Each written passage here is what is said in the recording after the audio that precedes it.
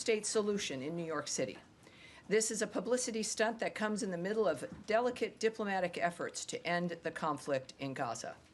Far from promoting peace, the conference will prolong the war, will embolden Hamas, and reward its obstruction and undermine real-world efforts to achieve real peace. As Secretary Rubio has made clear, this effort is a slap in the face to the victims of October 7th and a reward for terrorism. It keeps hostages trapped in tunnels. The United States will not participate in this insult, but will continue to lead real-world efforts to end the fighting and deliver a permanent peace. Our focus remains on serious diplomacy, not stage-managed conferences designed to manufacture the appearance of relevance. Also, the United States welcomes the ceasefire declaration announced yesterday between Cambodia and Thailand. We commend both governments for taking this important step to ease tensions along the border. President Trump and Secretary Rubio spoke with their Cambodian and Thai counterparts on July 26th to underscore the need for an immediate cessation of the violence. Building on those conversations, the United States, working in close coordination with the government of Malaysia, co-organized the ceasefire talks in Kuala Lumpur on July 28th. These talks provided a vital platform for both parties to come together in good faith and ultimately reach agreement on a ceasefire. We are also grateful to Malaysian Prime Minister Anwar Ibrahim for his leadership and for hosting the ceasefire talks. President Trump and Secretary Rubio remain firmly committed to an immediate cessation of violence and expect the governments of Cambodia and Thailand to honor their commitments to end this conflict.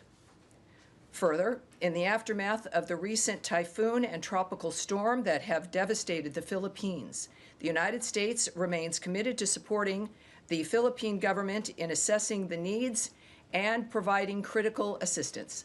The State Department is deploying a U.S.-based team to strengthen the local relief efforts, including supporting food distribution efforts for displaced families and coordinating logistics for relief efforts led by the government of the Philippines. To date, we have helped transport tens of thousands of food packs to the hardest-hit communities, ensuring vital resources reach those in need. This collaboration underscores the enduring partnership and strong ties between the United States and the Philippines. Finally, in today's topper, yesterday, President Trump announced a trade deal with the European Union, fundamentally rebalancing the economic relationship between the world's two largest economies. This deal marks a generational modernization of the transatlantic alliance and will provide Americans with unprecedented levels of market access to the European Union. The deal bolsters America's economy and manufacturing capabilities.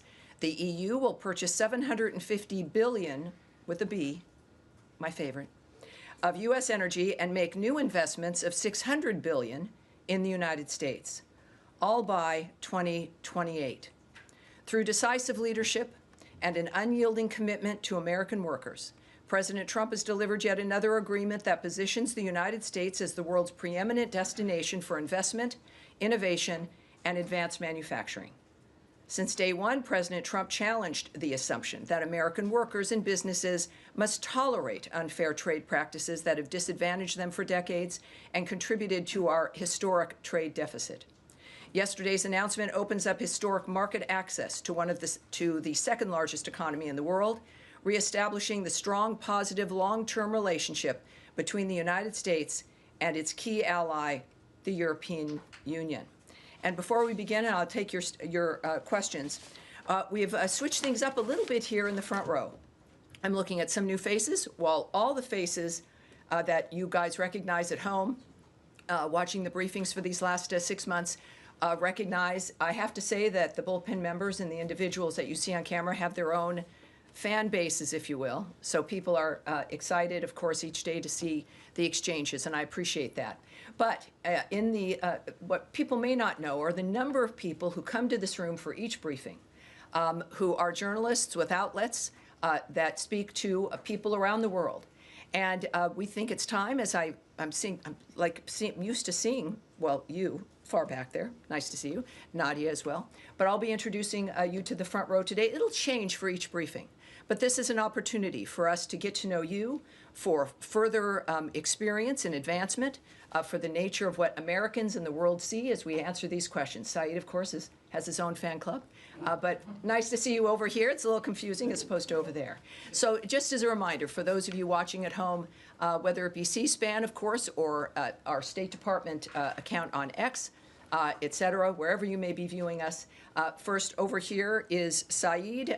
Saeed is with Al-Quds, a bullpen member, as a matter of fact. And Tim with the Washington Examiner here. Welcome aboard, Tim. We also have Yelena, yes, from NTN from Colombia. Vaughn is here with Washington Times. And Danielle, as we noted, and Nadia, who you've also gotten to know here at our briefing. So welcome to the front row. Again, it will change for each briefing. I don't know what Tommy has in mind for Thursday. He'll be briefing on Thursday as usual. But let us begin with your questions. I'll start with the front row. Yes, sir. Vaughn. President Trump and Israeli Prime Minister Benjamin Netanyahu have issued seemingly contradictory statements on the humanitarian crisis in Gaza. Is there a rift emerging between the two leaders, and how is this impacting peace efforts, if at all? Well, of course, what I won't comment on is the nature of a relationship. What we've seen between the president and the prime minister has been a very good relationship. Certainly, this is a fluid, dynamic situation. That's an understatement when it comes to what's happening in Gaza, especially with the new efforts regarding the humanitarian assistance. Certainly the president's point of view regarding what we need to do and continue to do, which we have been doing, which is facilitating the food assistance through GHF, but also, of course, the financial investment and the president's work and this government's work and Secretary Rubio's work to stop the carnage, to have a ceasefire, to get the hostages released, and to have the killing stopped. I think that when we look at the nature of remarks by the president, there's one thing that's clear that everyone can agree on, is that it is his humanitarian nature to focus on diplomatic solutions, but he is a realist and and he'll go and do what he needs to realize what his goals are, which is peace and a ceasefire. And also, I think the recognition that no one has denied, we have not denied it in this room, that the humanitarian assistance to this point has not been enough. My argument has been is that it would never be enough in that obscene, unnatural environment. And so we're proceeding in that regard, and of course, with President Trump's leadership, as he noted yesterday, to do even more to assist when it comes to food and other aid. So that's, I think, without getting ahead of the president, as we'll learn more about what his plans are coming up. We know the secretary, of course, has led the way in this regard as well. But the focus remains certainly the humanitarian aid, and our focus remains also on a ceasefire and ending that carnage. All right. Yes. Yeah, thank you, Tammy. I like this disposition. It's really nice. Don't get used to it. Okay. All right. I have two questions, if you don't mind. The first one is about the United Nations conference that is taking place in New York. You just read the statement. We heard the president. We all agree that Hamas attacked Israel October 7th. But there were like 193 nations attending. So my question, led by the French and the Saudis, that struck a deal also with the United States in a couple of months ago. So we understand there's going to be, hopefully, the president is only 6 months in his mandate with the secretary, and they're fighting for a peace deal. But the question is how the State Department envision the future for the Palestinian and the Palestinian state. Yes. Is there going to be a Palestinian state, or they're pushing for one state solution? First of all, the president has noted, as has Secretary Rubio, that at least they are envisioning a future, which is not something that most people can say. All of their work has led to getting to a point where we can discuss and envision that future and then act on that.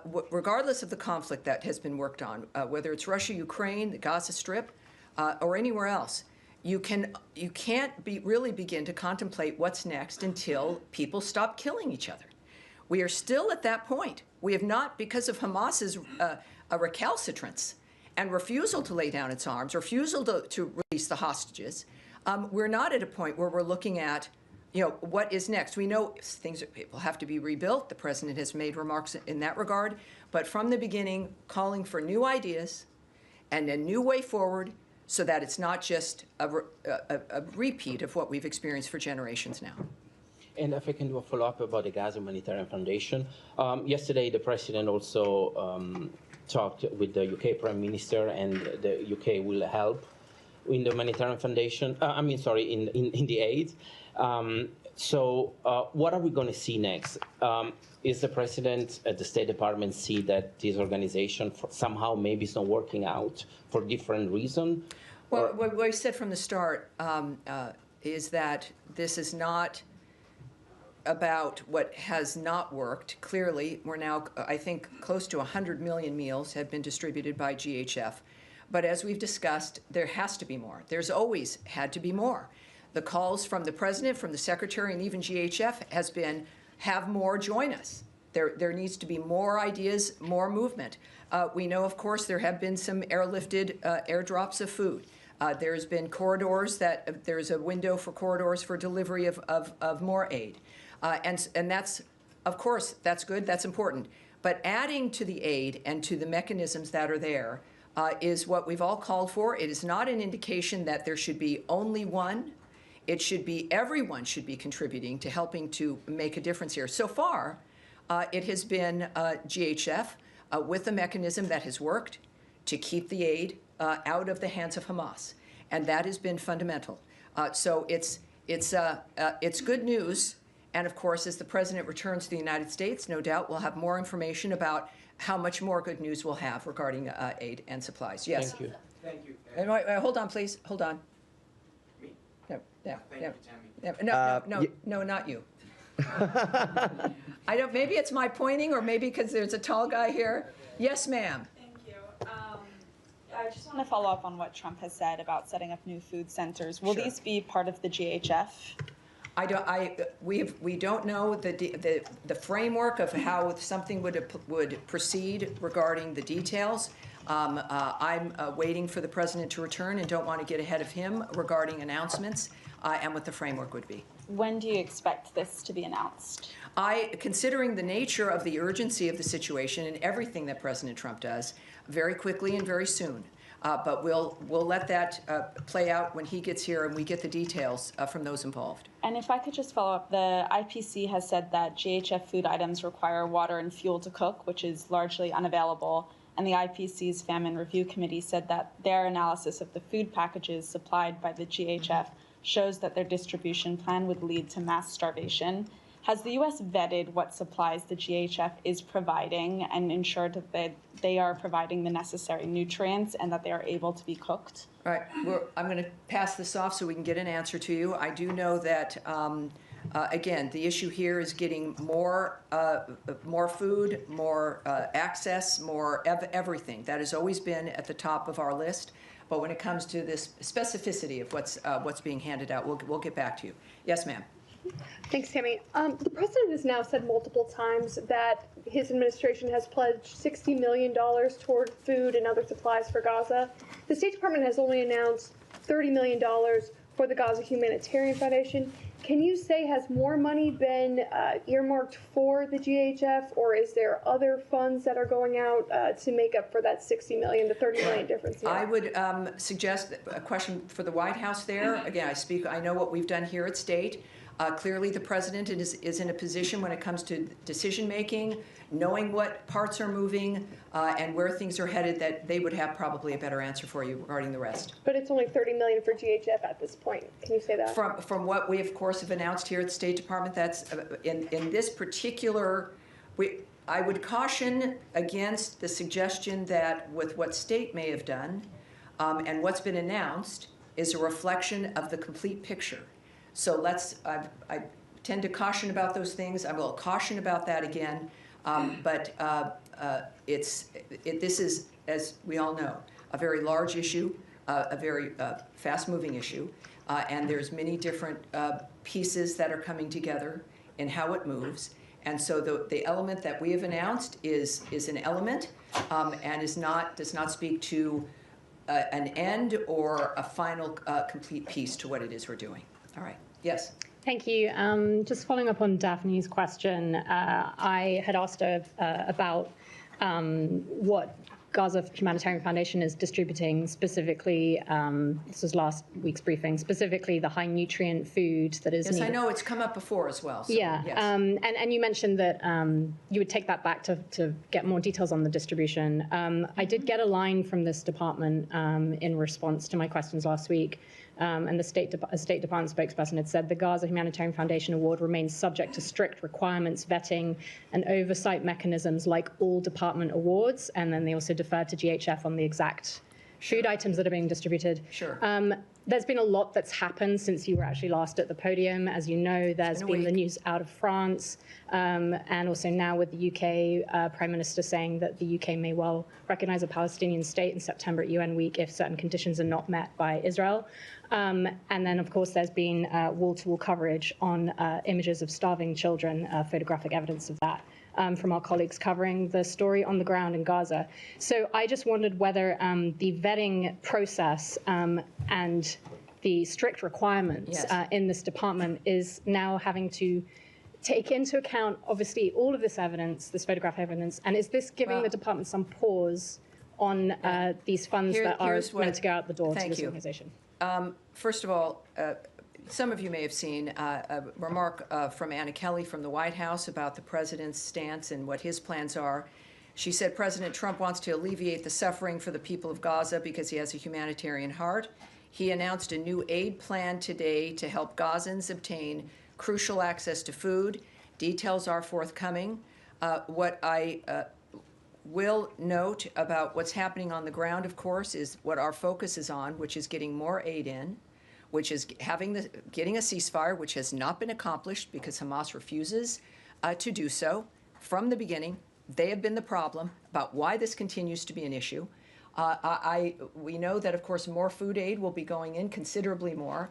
And for those, as we care about the nature of nutrition and the value of that, we'll have those details for you. And GHF can be reached, many of you have reached out to them, to ask them for those details. We at the State Department, the Secretary and the President of the United States are focusing on saving lives, dealing with individuals who can stop what they're doing to create peace.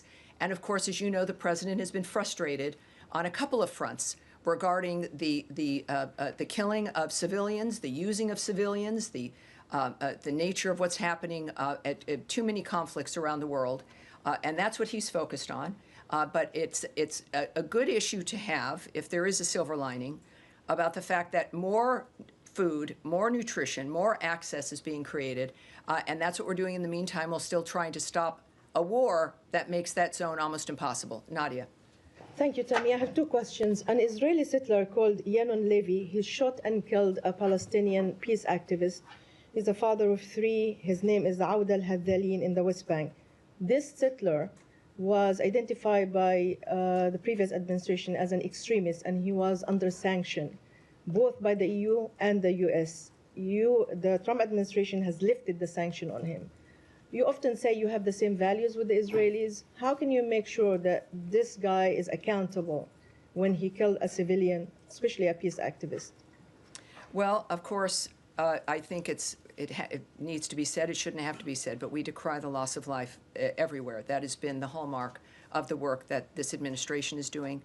It is at the top of mind for Secretary Rubio and all of us who work here at the State Department for a reason, because we care about what happens with other people. Here, certainly we care about, it is American First framework, but that value is about peace around the world as well, which also helps us. I would say also that we, as you know, we don't comment on investigations that belong to another government. Israel has investigations that it's implementing regarding situations of this sort. I don't know the end result of what that's going to be, nor will I comment or speculate on what should happen. What we do know, and I don't think we should have to, we have a status here, a posture, where all of this matters to us, to the point where the president's last and only, this second term, but his last effort is to make these things better and to save people's lives. So it is, it's certainly Gaza, a war zone. We're doing our best to make a difference there, and we will wait for the result of an investigation before we have any comment. Sure, this guy in the West Bank is not in Gaza. Well, but with the West Bank and Gaza, obviously, the nature of conflicts and what we've been working on, but I appreciate that, yes, of course. It's the same, I think, it's the same argument. We see this in the West Bank. We know when there's violence in general. We saw something unfold in New York City as well with a shooting in New York City yesterday. These things touch all of us. With the hero there being a Bangladeshi immigrant, a cop for 3 years, dies defending New Yorkers.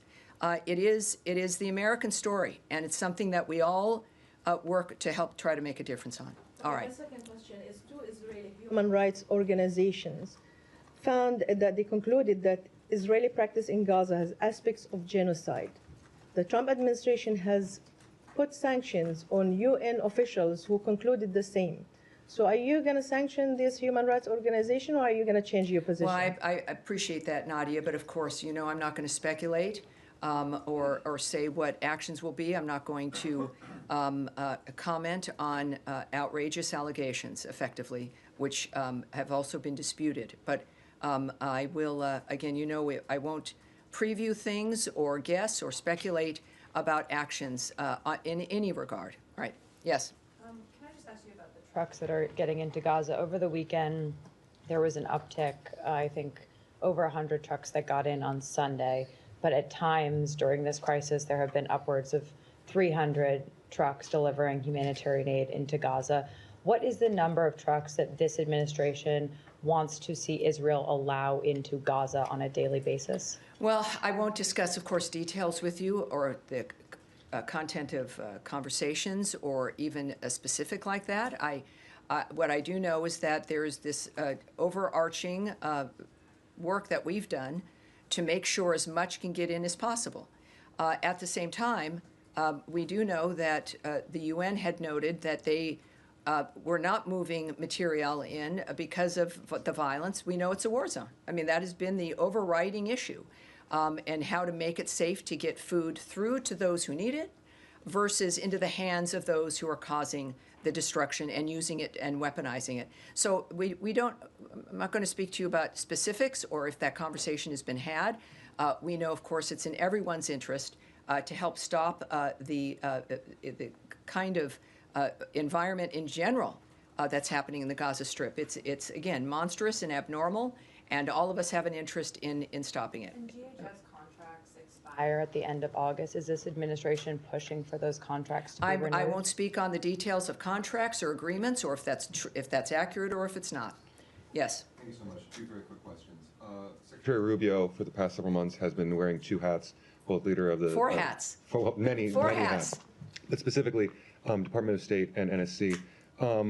He has shrunken down the NSC and called it right-sizing. Mm-hmm. And my question is, are these two roles being sort of merged together into the same official, or are they being fulfilled in two separate capacities? Well, I can't speak to the decision-making about the nature of what he's doing as the NSA. I'm here with the State Department. Of course, he is the Secretary of State. What I can tell you is when I've been on various trips where the NSA, the National Security Advisor, and the Secretary have been there together, it's the same kind of work. It's working together seamlessly. Of course, there'll a great deal of time of overlap regarding the nature of what's happening in the world. So it seems and it appears to be working out smoothly and effectively. My second question, today, Kim Yo-jong in North Korea, the sister of Supreme Leader Kim Jong-un, published an official statement regarding the U.S.'s desire to denuclearize the peninsula. While rebuking the United States, the memo did include a line stating that Kim Jong-un's relationship with President Trump is, quote, not bad. And I'm just wondering if the Department of State is familiar with the nature of bilateral relations between the U.S. and North Korea at this time, and why they might have said that. Well, I would suspect that you should contact the White House when it comes to the relationship between the president and another country. Of course, we do know, as we see now, as we saw in the first term, President Trump's willingness to talk with everyone in order to achieve the peace and prosperity and some semblance of normal life for people around the world. Regarding the note you mentioned, or if it was a social media tweet, I don't have a remark on that, of course, but the White House can tell you more about the president's approach with North Korea. Yes, ma'am. Thank you, Tam. Me? Yes, you. Okay. I have two questions too. The first one is, after President Uribe's conviction, will the U.S. consider any sort of action similar to what we saw after the decision against former President Bolsonaro in Brazil? The first one. And the second one, after you answer? Yeah, so regarding the verdict, the verdict with former President Uribe, yes? Yes, well, the Secretary of State put out a tweet on this as well, noting that former Colombian President Uribe's only crime has been to tirelessly fight and defend his homeland. The weaponization of Colombia's judicial branch by radical judges has now set a worrisome precedent. And the second one is, with the U.S. allow Chevron to operate in a country led by an administration charged with promoting terror and drug trafficking? Well, I can tell you this, and I love your very direct questions. What I know that there's two separate details that I don't have in front of me that I want us to take and get back to you in that regard. What we have said repeatedly, though, is that we will not allow oil revenue to fund or benefit that regime. And so I think that's something that we can repeat here at this point. But when it comes to some further details, let's see if we can get you. All right, Saeed. Thank you, Tammy. And I must admit, I feel a little bit vulnerable and closer to the floor here. I was always shielded by the front row. Well, see how you're thinking now, but trust us, you're fine without the Italian rule about never having your back into an open space. Very quick question. You know, IPC said today what's going on in Gaza is famine. And the reason they didn't classify it as such is because they need the actual data, and they have to be in Gaza to collect that data, which Israel prevent them. So my two questions. Well, let me just say, as you know, I might, is that there is someone preventing people from getting into Gaza, and that's Hamas. Okay. Hamas is preventing everyone from being able to get in there, whether it is reporters, whether it's food deliveries, or those who might need to assess the nature of what's happening on the ground. People are afraid of a terrorist group, the masterminds of October 7th, which slaughtered babies up to the elderly, when they're living, dismembering them, putting a baby into a microwave, murdering women as they're raping them. That set of people are running the Gaza Strip. So it's understandable why people are concerned and can't get in. It is not the Israelis who have been defending themselves in this framework and who are ready to sign a ceasefire deal and have been ready for weeks to do so. Well, in fact, the Israelis are preventing everybody. They control the area, but that's another issue. My question to you: does this add the kind of urgency that would allow more trucks to follow up on Kylie's point? More trucks, and to the level that it was before. It was something like 400, 500 trucks, especially during the ceasefire. And second, would the U.S. call on Israel to allow these groups to go in and give them, the facilities they need to report actually and factually? We've had progress here from the beginning of this conversation, and with the catastrophe of October 7th and what has unfolded since then. We've discussed all the time about what we need, and we've had progress. We've had, again, close now, I think, to 100 million meals distributed by GHF. We have had more trucks now moving into the area. Israel making accommodation to be able to try to allow that to happen without people being in danger. So we've seen this progress being made. When it comes to the number of trucks, I would caution that it's not an issue of numbers, but clearly the posture of the President, of the Secretary of State, is that all of this has to stop and everything has to get to whomever it needs it. That may end up being a certain number of trucks. It may be a certain other kind of effort, new ideas. So it's not. I would just ask that we focus on what we've been focusing on here, which is having this violence end so that we can do a wholesale reformation of that area, a stopping of the violence, and a wholesale view of that a future really can exist. Yes, ultimately, it's going to be the best scenario. Everyone can go into Gaza and help. The president clearly will have ideas. The partners in that area, whether it be Egypt or Qatar and others, Jordan with their airdrops, everyone has an interest in the resolution of this. And inevitably, of course, it'll result in everyone getting what they need. All right. Yes, Abby. What is the U.S. position on the U.K. saying they will recognize the Palestinian state before the UN this September? I know my colleague brought it up, but considering they're using it as leverage to try to stop some of the starvation that President Trump himself said he's concerned about taking place in Gaza? Well, I think President Rubio's statement and my statement that I issued regarding the conference, the two-state solution, the fact of the matter is his remarks also when President Macron of France also did something similar in this regard, that this is a slap in the face to the victims of October 7th, that it rewards Hamas, and it harms the ability to stop this framework from, it allows it to continue. It gives one group hope, and that's Hamas.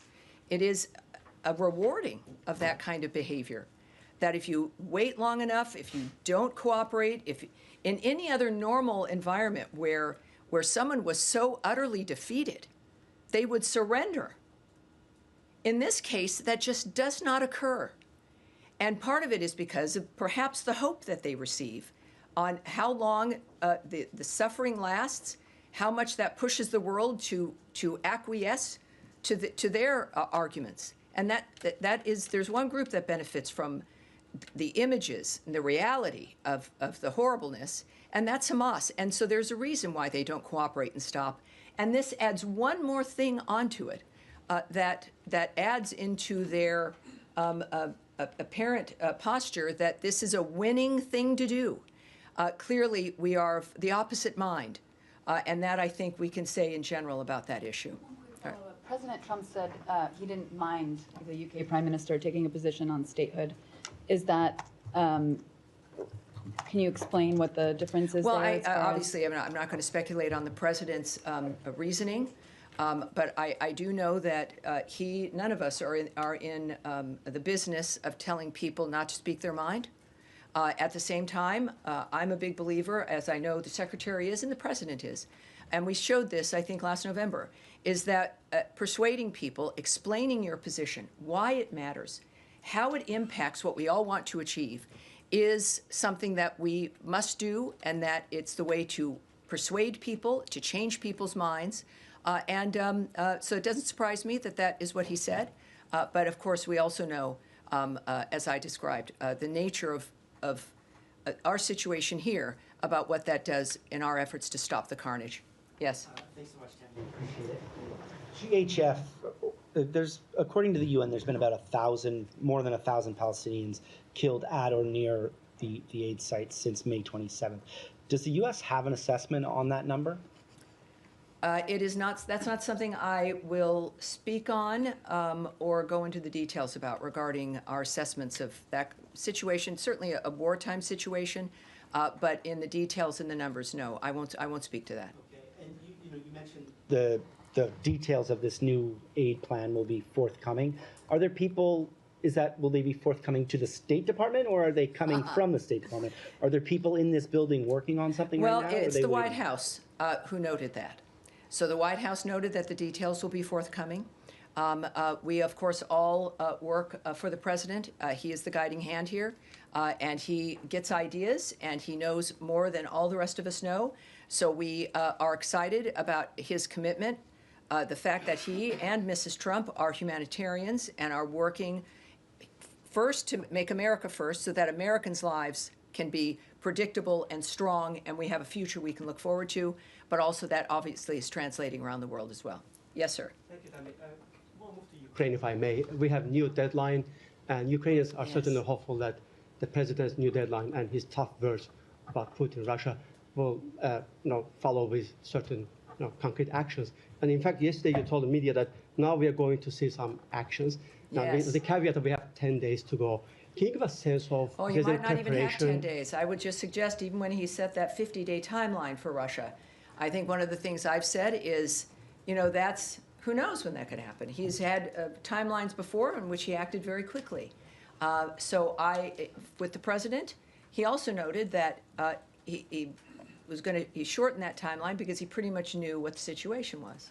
My question is, can you give us any sense of any preparation that going on in this business so the Russians take it seriously? Well, clearly, President Trump has proven that he should be taken seriously because he's a serious man. And we've seen the results of that around the world. Again, most recently in the Indo-Pacific, and of course, with his envoys and the nature of the commitments we've made. I would say that what's been discussed regularly are sanctions, and the president also brought up the issue of sanctions, and even secondary sanctions, as certain countries are benefiting from buying Russian oil. But that's up to the president. We've known that's in his toolbox. There are many things that he can do, just as there are many things that Secretary Rubio can do and help facilitate. But the president himself mentioned those two dynamics. He has been patient, and that may have been misinterpreted by some people. And I think the time for misinterpretation is now over. On that point, Tammy, the president said that he knows the answer, and he also thinks that there's no reason to wait. If there's no reason to wait, then why wait 10 days? Well, again, you're asking, as we know, there are a million fronts in these kinds of dynamics. There's negotiations that go on. I can't speak to what the president's involved in, the conversations that are currently being had, and the importance of what the president says privately and publicly. I would just trust that he's the one who would know, and being in a position here at the State Department where we're all ready to do what we need to do to get this situation accomplished for the president. All right, Eric. Yes, thank you, Tammy. I wanted to ask two questions. One on the impact of potential secondary sanctions, potential secondary tariffs. Is there a concern that that may be too blunt an instrument in that some U.S. allies or countries for which the U.S. Has been partnering and having negotiations, fruitful negotiations, as we saw today, for example, China or India, could be hit, that there could be a boomerang reaction from such sanctions, secondary sanctions, or the EU, other countries that would be inadvertently hurt in a way that would be counterproductive to broader U.S. goals? Well, no doubt. I'm not in the business, though, of the negotiations. There are questions that are asked about everything with the actions that might be taken. And I would presume, as we should, that all of the impact would be considered. Obviously, the president's first effort and first desire to solve problems is through diplomacy. For people who might be confused, I have a few comments that I can share with you from the president at first here. I'm disappointed in President Putin. I'm very disappointed in him. I'm going to reduce that 50 days that I gave him to a lesser number because I think I already know the answer. What's going to happen? He also said, yes, I'm going to make a new deadline of about 10 to 12 days from today. I think that was yesterday. There's no reason in waiting. I want to be generous, but we just don't see any progress being made. He said 10 to 12 days. I'll announce it probably tonight or tomorrow. But there's no reason to wait. If you know what the answer is going to be, why wait? And it would be sanctions and maybe tariffs, secondary tariffs. And he says, we are going to do secondary sanctions unless we make a deal. Based on common sense, you would think he'd want to make a deal. We'll find out. The president is not someone who is making a decision on the fly. This has clearly been consideration from the beginning. And we're prepared to do what's necessary. Thank you, Tammy. Following up on my colleague's question about Colombia, we know that we have a president and a secretary of state who take a great interest in what happens in the Western Hemisphere and pay a lot of attention. We've seen the president's attack and criticism of the Brazilian judiciary, but I'm wondering what makes a judicial process a radical process or radicalized by judges or otherwise inappropriate. I mean, is it determined by who ultimately is convicted or charged, or what's the context or the judgment, the qualitative judgment as to what makes a politicized judicial process for this administration? Well, the secretary, like the president's a very talkative young man, and he's very clear about what interests him and why it matters. On virtually every issue, he does long-form interviews. He's got his Twitter that he participates personally in, statements, op-eds, all of which he's personally involved in, and expresses the nature of how he's making his decisions and why. So I will let his work speak for itself, including, again, current comments and no doubt more comments and explanations, if you will, or opinion pieces to help explain why these things matter, why corruption matters, how it might look whatever country you live in, and why it's important to stand up against it. All right. Yes, sir. Yes, hi. Thanks. A lot of my colleagues have asked a lot of the questions I had, so I'm going to totally change subjects well, if I may. All right. Sounds good to me. There are millions of dollars worth of contraceptives stocked in Belgium that are due to be incinerated in France. It's our understanding that they're still stocked in Belgium. They haven't moved to France. Could you give us an update as to where that stands? I know that the Belgian government is trying to find alternative solutions. Is the U.S. government ready to find alternative solutions, or are they destined to be destroyed? Well, I want to have that taken back. This is a situation that changes each day. What I can tell you is, for those who've asked previously, there are no AIDS drugs involved in this. No PEPFAR dynamics are set to be destroyed. This is a situation regarding birth control and other mechanisms that could be used. First of all, that would violate our Mexico City policy regarding the use of abortifacients, but also the use of some elements that could be used in a kind of forced sterilization framework that some nations do apply, which also we will not facilitate. So we can say that there's no AIDS drugs, no condoms are being destroyed. This is about a long-standing, I think this was a purchase from the previous administration, and so we're dealing with that, but we're aware of it, and we recognize the issues, but we also, of course, are committed to a policy that Americans care about, and we're going to be moving forward. No doubt we'll have some additional information for you in perhaps the coming days. Yes, ma'am. Return to your statement at the top. Could you explain why talking about Palestinian statehood or Palestinian future in Gaza rewards Hamas or is a slap in the face to the victims of October 7th? And I'm asking, given that none of the parties involved, to my knowledge, who are involved in these discussions or have plans to recognize statehood, have said anything about wanting Hamas to be in power. It seems like, according to the United States, according to Israel, and obviously as well as all these other folks involved in these conversations now at the UN, no one has expressed a desire to have Hamas in power. So how is that? How does it reward Hamas? I think that it's very often, if not most often, actions speak louder than words. And our argument is that there are certain actions you can take that reward in the midst of the defense of a country after a horrific atrocity implemented on October 7th. And the end result is, create a two-state solution, solve this problem, when in fact the problem was mass murder and just an indescribably obscene environment. And then the continuation of the terrorism of the people of Gaza, the first victims of Hamas. Still, the nature of living in that environment, the hostages that remain held, the weapons that remain held, and a refusal. We had a ceasefire early on. We had a ceasefire on October 7th. We had a ceasefire early on. They broke that. And there is a point where you don't find ways to placate or reward the people that have done such horrible things to humanity. The actions of what is being suggested, and I think we've made clear here, do just that.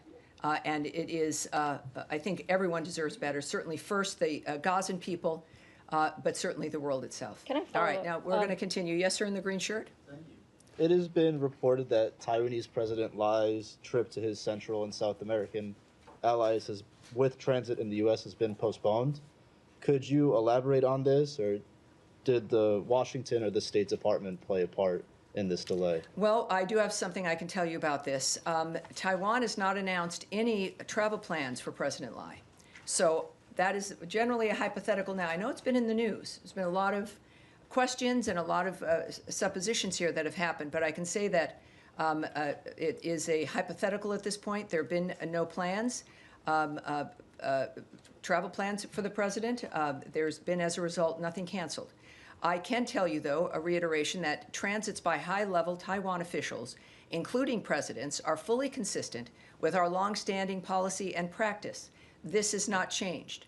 And just as a reminder for people who may have not heard us say this from the podium, if they're newbies, the United States remains committed to our longstanding One China policy, which is guided by the Taiwan Relations Act, the 3 joint communiques, and the 6 assurances. The United States is committed to preserving peace and stability across the Taiwan Strait. Thank you. All right. Thank you, sir. All right, Abby, one more time. Can the State Department confirm or offer comment on reports that 2 Americans were recently detained in Iran on suspicion of spying for Israel?